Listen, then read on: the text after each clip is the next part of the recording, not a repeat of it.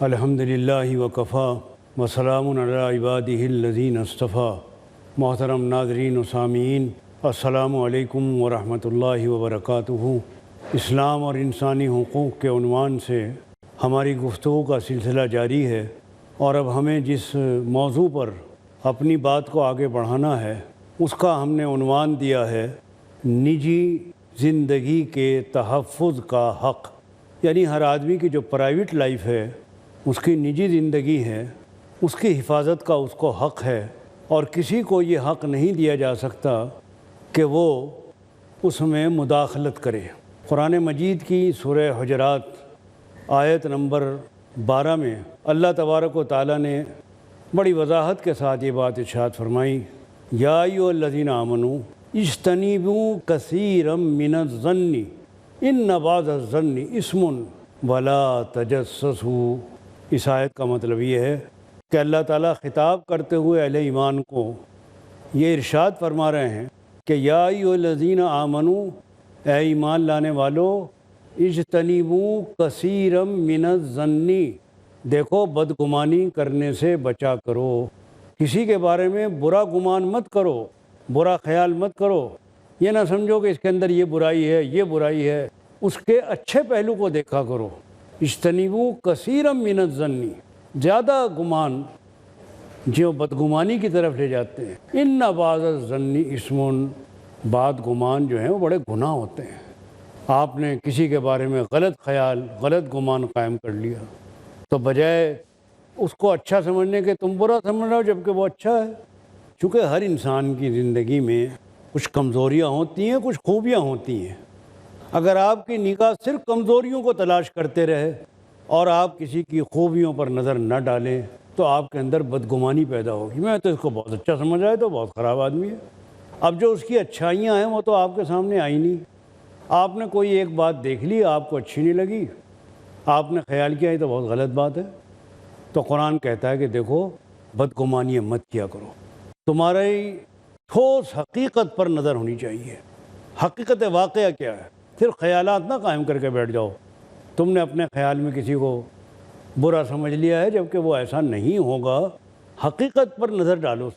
اگر کوئی واقعہ تمہارے سامنے آتا ہے تو دیکھو کہ اس کی تہ میں کیا ہے، تو قرآن اسے بچانا چاہتا ہے۔ اس کے بعد فرمایا ولا تجسسوا، تو مت لگاتے پھرا کرو ہر بات کی، ہر ایک کی باتیں ڈھونڈتے پھر رہو، تلاش کرتے پھر رہو۔ تمہیں کیا حق ہے کہ کسی کی پرائیویٹ لائف میں دخل اندازی کرو، کسی کے گھروں میں جھانکنا، کسی کے نجی خطوط پڑھنا، کسی کی کوئی پرائیویٹ ڈائری ہے وہ پڑھ لینا، کسی کے اندرونی حالات کی کھوج لگانا کہ یہ گھر میں کیا کرتے رہتے ہیں، یہ فلاں کام کیوں کر رہے ہیں، پیسہ کہاں سے آ رہا ہے ان کے پاس، فلاں کام کیسا ہے، آپ کو کیا لینا دینا ہے۔ تو یہ جو ایک ذہنیت ہوتی ہے انسان کی، اس ذہنیت کو چاہتا ہے اسلام کہ یہ پیدا نہ ہو۔ تجسس اور ٹوہ، اس سے بہت سی خرابیاں پیدا ہوتی ہیں۔ ان خرابیوں سے بچانے کے لیے اسلام نے ہر ایک کو یہ حق دیا ہے کہ وہ اپنی پرائیویٹ زندگی کی حفاظت کر سکتا ہے۔ اس کا اپنا مکان ہے، اس کا اپنی نجی رہنے کی جگہ ہے۔ کسی کو حق نہیں ہے کہ بلا اجازت اس کے گھر کے اندر چلا جائے۔ اس لیے حکم یہ ہے کہ جب تم کسی کے ہاں جاؤ تو پہلے اجازت طلب کرو، اور اجازت طلب کرنے کے لیے جو آداب بتائے ہیں اسلام نے، وہ آداب یہ بتائے ہیں کہ دروازے کے بالکل سامنے کھڑے مت ہو، بلکہ دروازے سے ایک طرف ہٹ کے کھڑے ہو، کہ وہاں سے تمہیں مکان کے اندر کا حصہ نظر آ رہا ہو، کسی کا دروازہ اس میں ریخیں ہیں، اس میں سے اندر کا مکان کا حصہ نظر آ رہا ہو، تم ایک طرف دروازے سے ایک طرف ہٹ کے کھڑے ہو اور وہاں سے تم اجازت طلب کرو۔ اجازت طلب کرنے کا جو بھی طریقہ ہو، کسی چیز سے کھٹکا کرنا ہو، آواز لگانی ہو، یا آج کل بیل کا طریقہ بن گیا ہے، گھنٹی بجا دیتے ہیں، وہ بھی بہت معقول طریقہ ہے۔ پھر یہ بھی بتایا کہ تمہیں کس وقت کسی کے یہاں جانا چاہیے۔ یہ نہیں ہے کہ تم جب چاہے چلے جاؤ۔ اب کوئی آرام کر رہا ہے، کوئی اپنے اہل و عیال کے ساتھ ہے، دوپہر کو جا رہے ہو تم، رات کو جا رہے ہو، آدھی رات کو، اتنی دیر کے جا رہے ہو جب وہ عام طور پر آدمی بستر پر چلا جاتا ہے۔ تو یہ سب آداب بتائے ہیں اجازت کے۔ آج کل ہمارے یہاں بہت عام ہو چکا ہے موبائل ٹیلی فون، وہ بھی اس کے اندر داخل ہے کہ آپ نے جب چاہ گھنٹی دبا دی موبائل کر رہے ہیں، یہ نہیں پتہ کہ کیا وقت ہو رہا ہے، کسی کے آرام کا وقت ہے، کسی کے کام کا وقت ہے، کسی کے نماز کا وقت ہے۔ ان اوقات پہ نظر ڈال لو اور دیکھو کہ آیا اس وقت مناسب ہے کہ نہیں ہے۔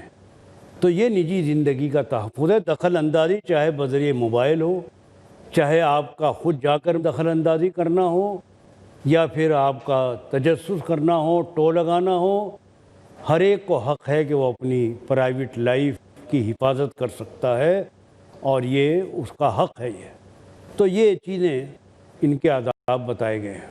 اب یہ آ گیا ٹو کا معاملہ، جہاں ایک آدمی دوسرے آدمی کی ٹو نہ لگائے۔ اسی طرح یہ بھی حق نہیں ہے کہ ایک قوم دوسری قوم کی ٹو لگائے۔ آج کی سائنس کی ترقی نے ایسے آلات ایجاد کر دیے ہیں کہ سیٹلائٹ کے ذریعے آپ پورے ملک کے حالات معلوم کر سکتے ہیں، سیٹلائٹ چینل کے ذریعے۔ اور جو ترقی یافتہ ملک ہیں وہ ان دوسرے ملکوں کے حالات معلوم کرنے کے لیے ان چیزوں کا استعمال کرتے ہیں، اور وہ اس کو اخلاقی طور پر کوئی برا نہیں سمجھ رہے ہیں۔ حالانکہ چاہے ایک قوم دوسرے قوم کی ٹو لگائے، چاہے ایک آدمی دوسرے آدمی کی ٹو لگائے، تجسس اور ٹو لگانے کو منع کیا گیا ہے، اور یہ انسانی حقوق کا ایک حصہ ہے۔ ابھی پچھلے دنوں ایک بہت بڑا سلسلہ پکڑا گیا ایک بڑے ملک کا، معلوم ہوا کہ وہ ان آلات کے ذریعے سب کی خبر گیری کر رہا ہے، سب کی جاسوسی کر رہا ہے۔ تو یہ جاسوسی کے نام پر جو دخل اندازی ہے، بھئی ایک ملک اپنی پرائیویٹ چیزوں کی حفاظت اسی طرح کر رہا ہے جیسے ایک فرد کرتا ہے۔ جیسے سرحدوں کی حفاظت کی جاتی ہے، بحری سرحدیں ہیں، بری سرحدیں ہیں، زمین والی سرحدیں ہیں، آسمان والی سرحدیں ہیں۔ ہر ملک کے اختیار دیا ہے کہ بھئی دوسرے کی سرحد میں کوئی داخل نہ ہو۔ سمندر کی بھی حد بندی ہوتی ہے کہ فلاں حد تک سمندر میں ہماری سرحد ہے، اس سے آگے دوسرے ملک کی شروع ہو گئی ہے۔ تو جس طرح ان سرحدوں کی حفاظت ہر ملک کا حق تسلیم کیا گیا ہے، اور اگر کوئی اس کے اندر دخل اندازی کرتا ہے تو اس سے کو غلط سمجھا جاتا ہے، اسی طرح جاسوسی کے نام پر ٹو لگانا اور ہمارے اندرونی حالات کا پتہ لگانے کی کوشش کرنا، یہ بھی اسی کے اندر داخل ہے جو انسانی حقوق کی خلاف ورزی ہے۔ تو بات صرف اتنی ہی نہیں ہے کہ یہاں کوئی ایک آدمی کا معاملہ ہے، بلکہ افراد سے لے کر قوموں تک کی بات ہے یہ۔ اور آپ دیکھیے کہ اس وقت میں جب تمدن اتنے حد تک نہیں پہنچا تھا، اس وقت اللہ کے رسول صلی اللہ علیہ وسلم نے کیسی بنیادی باتیں ہمیں بتا دی ہیں کہ بھئی کسی کو یہ حق نہیں پہنچتا کہ دوسرے کی پرائیویٹ زندگی میں دخل دے۔ بدگمانی سے بھی منع کیا، چونکہ بدگمانی سے بہت ساری خرابیاں پیدا ہو جاتی ہیں، اور تجسس سے بھی منع کیا۔ یہ جو ہماری گفتگو چل رہی ہے، یہ گفتگو بڑی اہم ہے۔ موجودہ حالات کو ہم سامنے رکھ کر چاہتے ہیں کہ ان کا تجزیہ کیا جائے، ان پر تبصرہ کیا جائے اور ان پر بحث کی جائے۔ تو ہم اس کے کچھ اشارے آپ کی خدمت میں پیش کر رہے ہیں، اور انشاءاللہ مزید اس پر گفتگو کے لیے تھوڑی دیر کے بعد پھر حاضر ہوتے ہیں۔ ہماری گفتگو کا سلسلہ جاری ہے، جس کا موضوع ہے پرائیویٹ زندگی میں دخل اندازی۔ تو قرآن نے ہر ایک کو نجی زندگی کے تحفظ کا حق دیا ہے، چاہے وہ ایک فرد ہو اور چاہے ایک قوم ہو۔ اس لیے حکم یہ ہے کہ جب تم کسی کے ہاں جاؤ تو پہلے اجازت طلب کرو، اور اجازت طلب کرنے کے لیے جو آداب بتائے ہیں اسلام نے، وہ آداب یہ بتائے ہیں کہ دروازے کے بالکل سامنے کھڑے مت ہو، بلکہ دروازے سے ایک طرف ہٹ کے کھڑے ہو، کہ وہاں سے تمہیں مکان کے اندر کا حصہ نظر آ رہا ہو۔ کسی کا دروازہ اس میں ریخیں ہیں، اس میں سے اندر کا مکان کا حصہ نظر آ رہا ہو، تم ایک طرف دروازے سے ایک طرف ہٹ کے کھڑے ہو اور وہاں سے تم اجازت طلب کرو۔ اجازت طلب کرنے کا جو بھی طریقہ ہو، کسی چیز سے کھٹکا کرنا ہو، آواز لگانی ہو، یا آج کل بیل کا طریقہ بن گیا ہے، گھنٹی بجا دیتے ہیں، وہی بہت معقول طریقہ ہے۔ پھر یہ بھی بتایا کہ تمہیں کس وقت کسی کے یہاں جانا چاہیے۔ یہ نہیں ہے کہ تم جب چاہے چلے جاؤ۔ اب کوئی آرام کر رہا ہے، کوئی اپنے اہل و عیال کے ساتھ ہے، دوپہر کو جا رہے ہو، تم رات کو جا رہے ہو، آدھی رات کو، اتنی دیر کے جا رہے ہو جب وہ عام طور پر آدمی بستر پر چلا جاتا ہے۔ تو یہ سب آداب بتائے ہیں اجازت کے۔ آج کل ہمارے یہاں بہت عام ہو چکا ہے موبائل ٹیلی فون، وہ بھی اس کے اندر داخل ہے۔ کہ آپ نے جب چاہ گھنٹی دبا دی موبائل کر رہے ہیں، یہ نہیں پتہ کہ کیا وقت ہو رہا ہے، کسی کے آرام کا وقت ہے، کسی کے کام کا وقت ہے، کسی کے نماز کا وقت ہے۔ ان اوقات پہ نظر ڈال لو اور دیکھو کہ آیا اس وقت مناسب ہے کہ نہیں ہے۔ تو یہ نجی زندگی کا تحفظ ہے۔ دخل اندازی چاہے بذریعہ موبائل ہو، چاہے آپ کا خود جا کر دخل اندازی کرنا ہو، یا پھر آپ کا تجسس کرنا ہو، ٹو لگانا ہو، ہر ایک کو حق ہے کہ وہ اپنی پرائیویٹ لائف کی حفاظت کر سکتا ہے، اور یہ اس کا حق ہے۔ یہ تو یہ چیزیں ان کے آداب بتائے گئے ہیں۔ اب یہ آ گیا ٹو کا معاملہ، جہاں ایک آدمی دوسرے آدمی کی ٹو نہ لگائے۔ اسی طرح یہ بھی حق نہیں ہے کہ ایک قوم دوسری قوم کی ٹو لگائے۔ آج کی سائنس کی ترقی نے ایسے آلات ایجاد کر دیے ہیں کہ سیٹلائٹ کے ذریعے آپ پورے ملک کے حالات معلوم کر سکتے ہیں، سیٹلائٹ چینل کے ذریعے۔ اور جو ترقی یافتہ ملک ہیں وہ ان دوسرے ملکوں کے حالات معلوم کرنے کے لیے ان چیزوں کا استعمال کرتے ہیں، اور وہ اس کو اخلاقی طور پر کوئی برا نہیں سمجھ رہے ہیں۔ حالانکہ چاہے ایک قوم دوسرے قوم کی ٹو لگائے، چاہے ایک آدمی دوسرے آدمی کی ٹو لگائے، تجسس اور ٹو لگانے کو منع کیا گیا ہے، اور یہ انسانی حقوق کا ایک حصہ ہے۔ ابھی پچھلے دنوں ایک بہت بڑا سلسلہ پکڑا گیا ایک بڑے ملک کا، معلوم ہوا کہ وہ ان آلات کے ذریعے سب کی خبر گیری کر رہا ہے، سب کی جاسوسی کر رہا ہے۔ تو یہ جاسوسی کے نام پر جو دخل اندازی ہے، بھئی ایک ملک اپنی پرائیویٹ چیزوں کی حفاظت اسی طرح کر رہا ہے جیسے ایک فرد کرتا ہے۔ جیسے سرحدوں کی حفاظت کی جاتی ہے، بحری سرحدیں ہیں، بری سرحدیں ہیں، زمین والی سرحدیں ہیں، آسمان والی سرحدیں ہیں۔ ہر ملک کے اختیار دیا ہے کہ بھئی دوسرے کی سرحد میں کوئی داخل نہ ہو۔ سمندر کی بھی حد بندی ہوتی ہے کہ فلاں حد تک سمندر میں ہماری سرحد ہے، اس سے آگے دوسرے ملک کی شروع ہو گئی ہے۔ تو جس طرح ان سرحدوں کی حفاظت ہر ملک کا حق تسلیم کیا گیا ہے، اور اگر کوئی اس کے اندر دخل اندازی کرتا ہے تو اس سے کو غلط سمجھا جاتا ہے، اسی طرح جاسوسی کے نام پر ٹو لگانا اور ہمارے اندرونی حالات کا پتہ لگانے کی کوشش کرنا، یہ بھی اسی کے اندر داخل ہے جو انسانی حقوق کی خلاف ورزی ہے۔ تو بات صرف اتنی ہی نہیں ہے کہ یہاں کوئی ایک آدمی کا معاملہ ہے، بلکہ افراد سے لے کر قوموں تک کی بات ہے یہ۔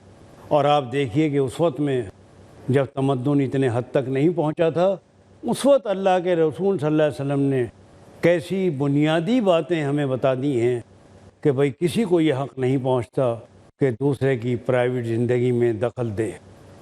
بدگمانی سے بھی منع کیا، چونکہ بدگمانی سے بہت ساری خرابیاں پیدا ہو جاتی ہیں، اور تجسس سے بھی منع کیا۔ یہ جو ہماری گفتگو چل رہی ہے، یہ گفتگو بڑی اہم ہے۔ موجودہ حالات کو ہم سامنے رکھ کر چاہتے ہیں کہ ان کا تجزیہ کیا جائے، ان پر تبصرہ کیا جائے اور ان پر بحث کی جائے، کیونکہ ہر انسان چاہتا یہ ہے کہ جو میں کر رہا ہوں وہ دوسروں کی نظروں میں نہ آئے۔ آدمی کی نجی گفتگو ہوتی ہے، اور ہر ایک کی گفتگو ہر ایک کے ساتھ الگ الگ انداز کی ہوتی ہے۔ ایک گفتگو ہو رہی ہے ہماری ماں باپ کے ساتھ، اس گفتگو کا انداز کچھ اور ہوگا، اس میں ماں باپ کا ادب و احترام پایا جائے گا۔ ایک گفتگو ہوگی ہماری دوستوں کے ساتھ، اس میں بے تکلفی ہوگی، ہنسی مذاق ہوگا۔ ہم چاہیں گے کہ ہماری یہ گفتگو ہمارے بزرگوں کے کانوں میں نہ پڑے۔ ہمارے دوست بات چیت کر رہے ہیں، بزرگ ہماری باتیں نہ سنیں، ہمیں شرمندگی ہوگی کہ وہ ہمارے ہنسی مذاق کو سنیں گے۔ اسی طرح ایک گفتگو ہوتی ہے میاں بیوی کی کہ اس کا انداز کچھ اور ہوتا ہے، ان کے ملنے کا انداز دوسرا ہوتا ہے، ان کی ملاقاتیں کچھ اور ہوتی ہیں۔ کسی کو یہ حق نہیں ہے کہ وہ ان نجی ملاقاتوں کے بارے میں جستجو لگانے کی کوشش کرے، چاہے کوئی خفیہ کیمرہ لگا دے، چاہے کسی طریقے سے ان کی آوازیں اور تصویریں ریکارڈ کر لے۔ ایک شخص اپنے باتھ روم میں ہے، غسل خانے میں ہے، نہا رہا ہے، اپنی حاجت پوری کر رہا ہے، یہ اس کی نجی زندگی ہے۔ اگر کوئی اس کے اندر دخل اندازی کرے، چاہے وہ کیمرے کے ذریعے کرے، چاہے آنکھوں کے ذریعے سے کرے، چاہے کسی طریقے سے کرے، طریقے مختلف ہو سکتے ہیں، لیکن بنیاد اور اصولی بات یہی ہے کہ اس کے اندر دخل اندازی کرنا اتنا ہی جرم اور اتنا ہی گناہ ہے۔ آپ کو کیا حق پہنچتا ہے کہ آپ دوسرے کی ٹو لگائیں اور یہ دیکھیں کہ وہ باتھ روم میں کیا کر رہا ہے؟ ظاہر بات ہے کہ انسان بغیر لباس کے ہوتا ہے، نہاتا ہے، اپنے طریقے پر وہاں جو کوئی عمل کرتا ہے وہ کرتا ہے۔ اب اگر یہ دوسرے کے سامنے آئے تو انسان شرمندہ ہوتا ہے، تو وہ نہیں چاہتا، اس لیے یہ سب کام جو ہوتے ہیں لوگوں کی نگاہوں سے چھپ کر ہوتے ہیں۔ ایک مرتبہ میرے ایک بزرگ مدینہ طیبہ میں رہا کرتے تھے، انہوں نے مجھ سے ایک بات فرمائی اور بڑی کام کی بات فرمائی۔ میں وہ بات آپ کو بھی سناؤں گا، آپ بھی اس کو سنیے، انشاءاللہ یہ بھی مفید ہوگی۔ وہ میری تربیت کے لیے مجھ سے مختلف سوالات کیا کرتے تھے۔ میں اس زمانے میں مدینہ طیبہ تھا، وہ بھی وہاں قیام فرما تھے۔ میں جب حاضر ہوتا تھا تو وہ مجھ سے کچھ سوالات کرتے تاکہ میری تربیت ہو۔ تو ایک مرتبہ مجھ سے فرمانے لگے کہ شرم علم کی ہوتی ہے یا نگاہوں کی؟ شرم و حیا علم کی ہوتی ہے یا نگاہوں کی ہوتی ہے؟ میں کوئی ٹھیک سے جواب نہیں دے سکا۔ فرمایا کہ شرم علم کی نہیں ہوتی، نگاہوں کی ہوتی ہے۔ یعنی انہوں نے پھر کہا کہ دیکھو میرے کپڑے کے نیچے جو میرے اعضاء ہیں وہ تمہارے بھی علم میں ہے، میرے بھی علم میں ہے کہ میرے کپڑے کے نیچے بدن کا کون سا حصہ ہے، یہ تم بھی جانتے ہو، میں بھی جانتا ہوں۔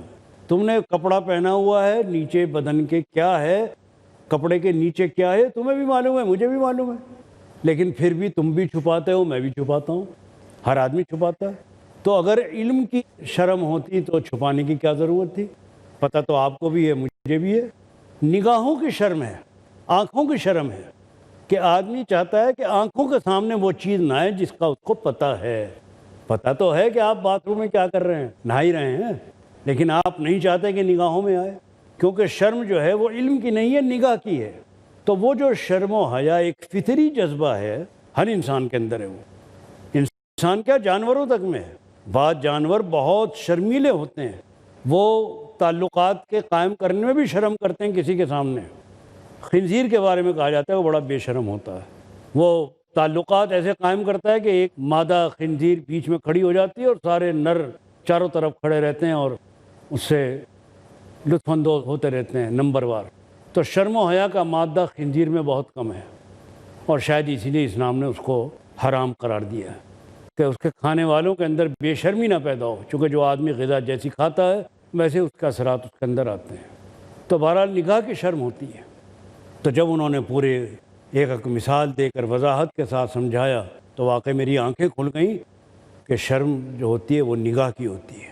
اس واسطے اسلام نے پرائیویٹ زندگی کے تحفظ کا ہر ایک کو حق دیا ہے کہ شرم و حیا جو نگاہوں کی ہے وہ محفوظ رہے، اور کسی کو یہ حق نہیں دیا کہ وہ اندر کے باتوں کی ٹو لگائے۔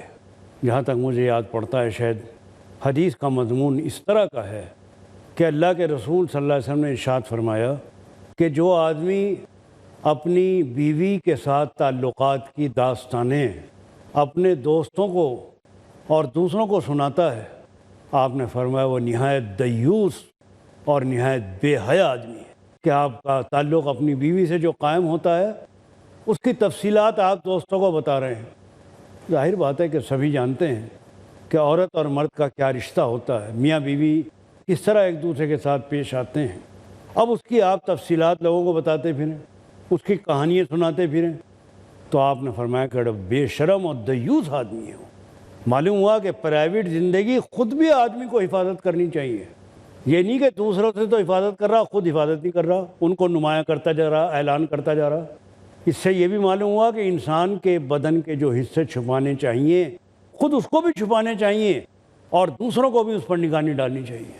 اسی کے پرائیویٹ حصے ہیں۔ جب پرائیویٹ باتیں چھپی رہیں گی تو پرائیویٹ حصے بھی چھپے رہیں گے۔ تو نجی زندگی کے اندر ساری چیزیں آ گئیں، گفتگو بھی آ گئی، بدن بھی آ گیا، سطر بھی آ گیا۔ اس لیے اسلام نے کسی کے سامنے سطر کھولنے کو منع کیا ہے۔ حضور نبی کریم صلی اللہ علیہ وسلم کی خصوصیات کے بارے میں آتا ہے کہ آپ میں انتہائی شرم و حیا تھی۔ عالم یہ تھا کہ جب آپ اس سنجے کے لیے تشریف لے جاتے تھے تو کپڑے اس وقت اتارتے تھے جب بالکل بیٹھنے کے قریب ہوتے تھے، جب کپڑا اتارتے تھے۔ پہلے سے ننگے ہو گئے نہیں کھڑے ہو گئے، خود اپنے آپ سے بھی شرم کرتے تھے، اس وقت اپنا کپڑا سرکاتے تھے جب بالکل بیٹھنے کے قریب ہوں، تاکہ کم سے کم وقت کے لیے سطر کھلے۔ تو یہ ساری چیزیں دراصل وہ ہیں کہ جن کا ہماری اخلاقیات سے اور ہماری آپس کی سوسائٹی کے برتاؤ سے تعلق ہے، اور اسلام تو بالکل انگلی وہیں رکھ دیتا ہے جہاں رکھنی چاہیے۔ اس لیے یہ پرائیویٹ لائف کی جو حفاظت کا معاملہ ہے یہ بڑا دیکھا جائے تو اس کا دائرہ بہت دور تک چلا جاتا ہے۔ اب ویسے تو ہم حقوق کی باتیں کرتے رہتے ہیں، لیکن دوسرے کے حق پر ڈاکہ ڈالنے میں ہمیں کوئی باک بھی نہیں ہوتا، اور پھر بھی ہم متمدن کے متمدن، مہذب کے مہذب اور حقوق انسانی کے محافظ رہتے ہیں۔ تو یہ دفعہ جس پر گفتگو چل رہی ہے، اور کافی ہم نے اس پر کوشش کی ہے کہ ضروری باتیں ہمارے ناظرین و سامعین کے سامنے آ جائیں، اور ان کے سامنے یہ سب چیز آئے کہ اسلام نے کن قدروں کو فروغ دیا ہے اور کس طرح انسانوں کے اوصاف کو بہتر سے بہتر بنانے کی کوشش کی ہے۔